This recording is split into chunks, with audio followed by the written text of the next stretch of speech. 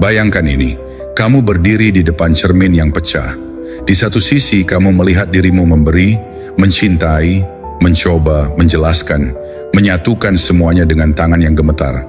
Di sisi lain kamu melihat mereka tenang, dingin, bertindak seolah-olah mereka meninggalkan penjualan yang memang tidak ingin mereka lakukan. Pada awalnya, rasanya seperti cermin itu membuktikan sesuatu. Mereka baik-baik saja, kamu hancur. Tapi ada satu hal yang tidak pernah diceritakan siapapun kepada kamu. Beberapa cermin itu berbohong. Kamu tidak sedang melihat jiwa mereka. Kamu sedang mengamati kinerja mereka. Ada sebuah kutipan yang saya sukai. Tidak semua orang yang terlihat bebas sebenarnya bebas. Sebagian orang hanya lari dari kebenaran dengan sepatu yang lebih bagus. Orang yang meninggalkanmu, yang bersikap seolah kau hanyalah sebuah bab, bukan keseluruhan buku, mereka mungkin terlihat seperti sedang menang saat ini. Foto baru, orang baru, tawa palsu, menjalani hidup terbaik mereka. Kamu tahu skenarionya, tetapi kamu dan saya sama-sama tahu bahwa media sosial adalah panggung pertunjukan, bukan buku harian. Mari kita bersenang-senang sedikit dengan ini. Seandainya Google punya kolom pencarian yang bertuliskan, "Kapan mantan saya akhirnya akan merasa bodoh?" Kamu pasti sudah menyimpannya di bookmark, kan? Kamu akan memperbaruinya setiap pagi seperti laporan cuaca. Namun kehidupan tidak berjalan seperti aplikasi pelacak. Kamu tidak mendapatkan notifikasi yang mengatakan, "Ding, tingkat penyesalan 78% hampir tercapai." Kebohongan yang kita bongkar hari ini adalah ini. Penyesalan mereka adalah bukti nilai kamu. Itulah jebakannya. Begitulah cara kamu tetap terjebak. Kamu mulai berpikir, jika mereka menyesalinya, maka saya memang berarti. Jika mereka tidak, mungkin sayalah masalahnya. Tidak teman-teman, penyesalan mereka bukanlah rapor kalian. Itu hanya cerminan kesadaran mereka, bukan nilai dirimu. Anggap saja seperti menanam benih. Kamu memberikan waktu, perhatian, kesabaran, dan cinta. Mereka meninggalkan kebun itu sebelum kebun tersebut tumbuh sepenuhnya. Sekarang mereka berdiri di tengah lahan parkir beton, bertanya-tanya mengapa tidak ada yang terasa hidup. Penyesalan mereka ketika datang bukanlah sihir. Ini hanyalah saat mereka akhirnya menyadari bahwa mereka telah meninggalkan satu-satunya tempat yang benar-benar bisa menenangkan mereka. Tapi kamu tidak akan tetap menjadi benih. Kamu tumbuh dengan atau tanpa kesaksian mereka. Pada akhirnya, orang yang menunggu penyesalan akan tetap terjebak. Dan orang yang memilih perdamaian akan bebas. Itulah stoikisme dalam kehidupan nyata. Kita di sini bukan untuk memuja kehancuran mereka. Kami di sini untuk membangun kembali semangatmu. Kami di sini untuk menggeser pertanyaan dari kapan mereka akan merasakannya menjadi kapan saya akan berhenti membutuhkan mereka. Ikuti terus karena dalam video ini kita akan membahas apa yang sebenarnya terjadi di pihak mereka, langkah demi langkah, dan mengapa garis waktu yang benar-benar penting adalah milikmu, bukan milik mereka. Sebelum kita membahas lebih dalam, ketik ini di kolom komentar agar tetap terpatri dalam pikiranmu. Kedamaianku adalah prioritas utama. Dan jika ini sudah menyentuh sesuatu di dalam dirimu, tekan tombol suka. Pastikan kamu berlangganan dan tetap bersamaku. Kisahmu belum berakhir hanya karena mereka pergi. Ini mungkin justru pertama kalinya semuanya benar-benar dimulai. Nomor 1, pertanyaan. Sebenarnya dibalik, berapa lama lagi sampai mereka menyesali aku? Menunggu penyesalan mereka sama seperti menghentikan hidupmu untuk menonton film yang mungkin tidak akan pernah dirilis. Teman-teman, itu agak menyentuh hati, bukan? Karena jauh di lubuk hati, itulah yang dilakukan banyak dari kita. Kami duduk di ruang tunggu yang penuh emosi, menatap sebuah pintu, berharap suatu hari pintu itu terbuka, dan mereka kembali dengan berlinang air mata dan rendah hati, berkata, "Kau benar, aku salah. Seharusnya aku tidak pernah membiarkanmu pergi." Ini bukan sekadar rasa ingin tahu. Ini bukan sekadar drama. Ini adalah keinginan terpendam untuk merasa dipilih setelah diperlakukan seperti sebuah pilihan. Bayangkan kamu berdiri di stasiun kereta api dengan koper yang penuh dengan cinta, kesetiaan, dan usahamu. Kereta mereka pun berangkat. Mereka memilih untuk pergi, namun alih-alih keluar dari stasiun dan menjelajahi seluruh dunia, Kamu hanya berdiri di peron sambil menatap rel dan berpikir, suatu hari nanti kereta itu akan kembali. Dan ketika itu terjadi, mereka akhirnya akan mengerti apa yang telah mereka hilangkan. Waktu berlalu, musim berganti, pengumuman bergema, kereta lain tiba, jalan lain muncul, tetapi kamu tidak bergerak. Seluruh hidupmu menjadi hitung mundur menuju kesadaran orang lain. Itulah yang dimaksud dengan pertanyaan, berapa lama lagi sampai mereka menyesal kehilangan aku? Musik itu menjebakmu di stasiun. Kamu mungkin akan bertanya-tanya seperti, jika mereka tidak menyesalinya, apakah itu berarti saya tidak cukup baik? Jika mereka bisa begitu bahagia tanpaku, apakah itu berarti apa yang kita miliki bukanlah sesuatu yang nyata? Atau yang paling menyakitkan, bagaimana jika mereka tidak pernah merindukanku sama sekali? Pertanyaan-pertanyaan itu terdengar tidak logis. Kedengarannya seperti rasa takut, takut dilupakan, takut digantikan, ketakutan bahwa mungkin, hanya mungkin, cara mereka memperlakukanmu adalah vonis terakhir tentang siapa dirimu. Inilah kebohongan yang akan kita bongkar sekarang juga. Gagasan bahwa penyesalan mereka adalah bukti nilai Anda. Bahwa suatu saat di masa depan, ketika mereka akhirnya mengaku dan mengakui kesalahan mereka, kamu akan merasa utuh kembali. Tapi itu sama saja dengan mengatakan bahwa matahari hanya penting jika seseorang di luar sana menganggapnya cerah. Matahari tidak membutuhkan ulasan. Ia benar-benar bersinar. Nilai dirimu bukanlah sebuah proyek yang membutuhkan masukan dari mereka. Ada sebuah kutipan yang mengatakan, kamu tidak sembuh ketika mereka meminta maaf. Kamu sembuh ketika kamu juga berhenti membutuhkan mereka. Hal yang sama berlaku di sini. Kamu tidak menjadi berharga ketika mereka menyesal kehilanganmu. Kamu sangat berharga sepanjang waktu.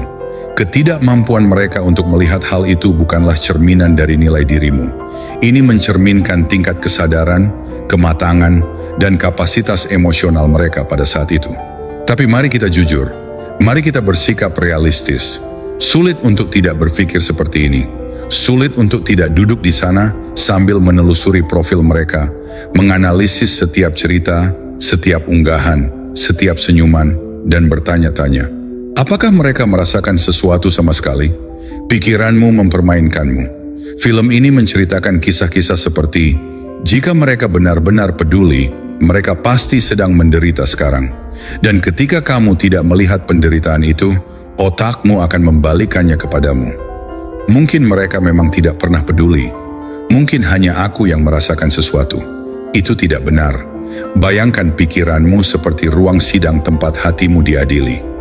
Di satu sisi ada pengacara yang penakut, dramatis, dan lantang berkata, bukti menunjukkan mereka sudah move on dalam 2 minggu, Yang Mulia.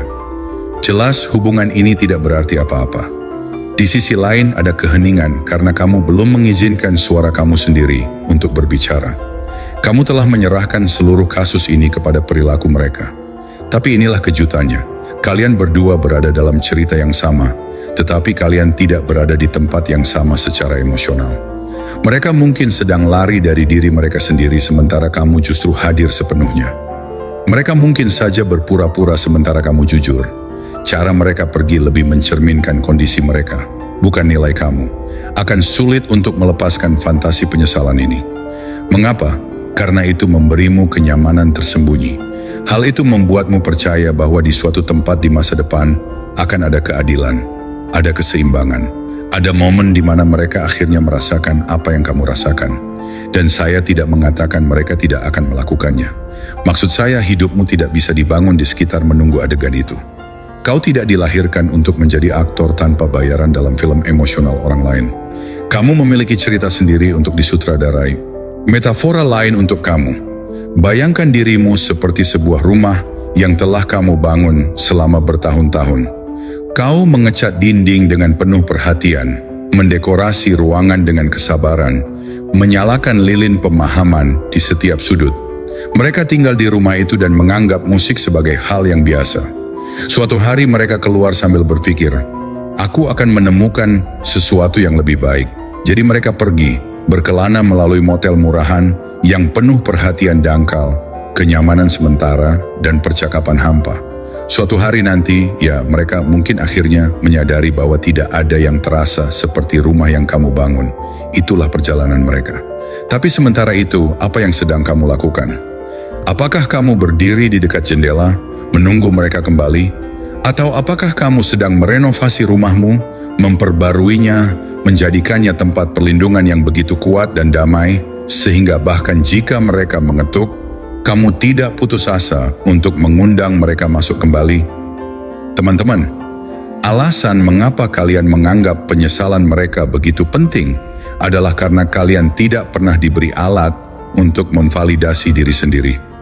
Kita dilatih untuk percaya bahwa validasi harus datang dari luar, dari guru, orang tua, kekasih, teman. Jika mereka menyetujui, saya sudah cukup. Jika mereka menyesal pergi, berarti aku penting. Namun stoikisme mengajarkan sesuatu yang jauh lebih ampuh. Ajaran ini menyatakan bahwa kedamaianmu tidak bisa disewakan untuk mendapatkan pengakuan dari orang lain. Kamu pemiliknya. Kamu yang menentukan nilainya. Kamu mungkin takut bahwa jika kamu melepaskan dari harapan ini, gambaran mereka yang hancur menangis karena kamu, maka tidak akan ada lagi yang bisa dipegang. Itu tidak benar. Ketika kamu berhenti berharap mereka akan menyesal, kamu memberi ruang untuk sesuatu yang lebih besar. Kelahiran kembalimu, harga dirimu, kemampuanmu untuk mengatakan, aku nyata. Apa yang kuberikan itu nyata. Reaksi mereka adalah keterbatasan mereka, bukan identitas saya. Ya, ini sulit. Ya, rasanya seperti berdiri di tepi jurang tanpa parasut. Tapi bagaimana jika kukatakan padamu bahwa ada tanah yang kokoh di bawahmu? Kamu belum bisa melihatnya karena kamu masih menatap langit, menunggu pesawat mereka jatuh agar kamu merasa dibenarkan. Penyembuhanmu bukanlah tentang melihat mereka jatuh. Ini tentang menyaksikan diri sendiri bangkit. Jadi inilah yang ingin saya minta kamu mulai latih. Setiap kali pikiranmu berbisik, aku ingin tahu apakah mereka sudah menyesalinya, jawablah dengan pertanyaan yang lebih kuat. Apa yang bisa kulakukan hari ini yang akan membuatku berterima kasih pada diriku di masa depan? Bukan apa yang mereka pikirkan, tetapi aku akan menjadi apa. Bukan berarti mereka sudah hancur, tetapi apakah aku masih menghancurkan diriku sendiri dengan menunggu? Kamu bukan rencana cadangan.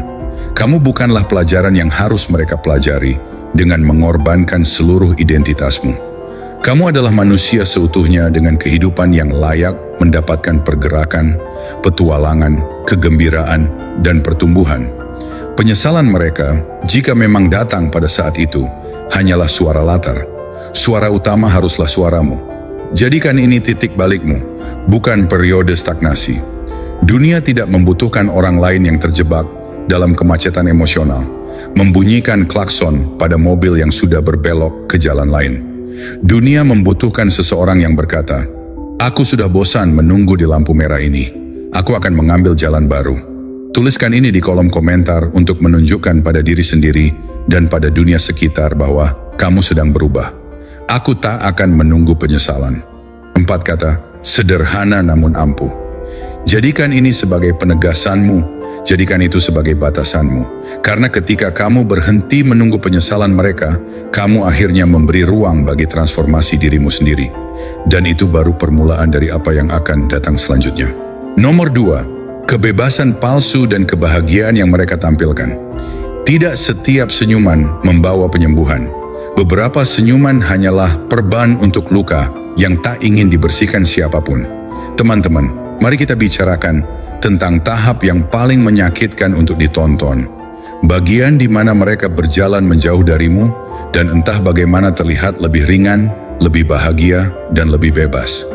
Dari luar mereka tampak seperti baru saja melepas jaket tebal, meregangkan bahu, dan berkata, akhirnya aku bisa bernapas. Dan kau duduk di sana sambil bertanya-tanya, apakah aku jaket yang berat itu?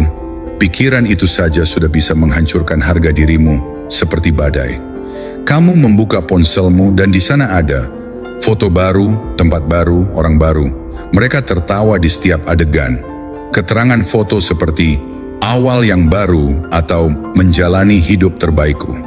Kamu melihat mereka dalam cerita-cerita yang dikelilingi teman-teman, minuman, musik keras, dan semacam energi yang berteriak, "Aku baik-baik saja tanpamu." Dan sebuah suara mulai berbisik di kepalamu, "Mungkin akulah masalahnya. Mungkin aku yang menghambat mereka. Mungkin mereka akhirnya bahagia sekarang setelah aku pergi." Namun mari kita pelan-pelan dan melihat ini apa adanya. Bayangkan seseorang melompat dari kapal yang tenggelam ke laut dan mulai berteriak, "Aku bebas! Aku bebas!" Untuk sesaat memang terasa seperti kebebasan. Angin, perairan terbuka, derasnya arus. Tapi beri waktu. Udara dingin menghadirkan musik, ombak menerjang, dan kenyataan pun tiba. Mereka tidak melarikan diri dari kebebasan.